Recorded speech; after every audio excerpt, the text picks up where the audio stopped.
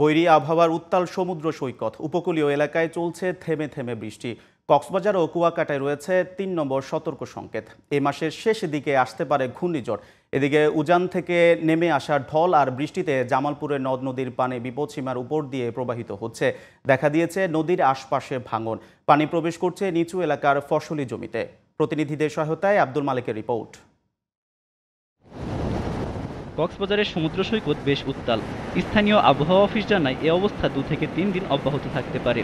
চলতি মাসের 26, 27 কিংবা 28 তারিখের দিকে বঙ্গোপসাগরের নিম্নচাপ বা দুর্বল ঘূর্ণিঝড় সৃষ্টি হওয়ার আশঙ্কা রয়েছে। এদিকে অনেক পর্যটক সতর্কতা উপেক্ষা করে সমুদ্রে গোসল করতে নামছেন। পটুয়াখালী উপকূলের অনেক স্থানে আকাশ ঘন মেঘাচ্ছন্ন। নদ নদীর পানির উচ্চতা কিছুটা বৃদ্ধি পেয়েছে। সাগরও উত্তাল। কুয়াকাটা সমুদ্র সৈকতেও 3 নম্বর সতর্কতা সংকেত দেখিয়ে যেতে বলা হয়েছে। মাছ ধরার সব নৌকা ও ট্রলারকে উপকূলের কাছাকাছি থাকার নির্দেশ দেওয়া হয়েছে। এদিকে জামালপুরের জিঞ্জিরাম নদীর পানি শুক্রবার 13 সেন্টিমিটার হ্রাস পেলেও এখনও বিপদসীমার 42 সেন্টিমিটার উপর দিয়ে প্রবাহিত হচ্ছে। ফলে দেওয়ানগঞ্জ উপজেলার পাথরের চর, গোয়ালকান্দা ও হারুয়াবাড়ি এলাকার আশেপাশে নদী ভাঙতে শুরু করেছে। নিচু এলাকাগুলোর ফসলি জমিতে প্রবেশ করেছে পানি। এতে হুমকির মুখে পড়েছে সড়ক, বাজার ও শিক্ষা প্রতিষ্ঠান। আব্দুল মালেক, জিটিভি নিউজ।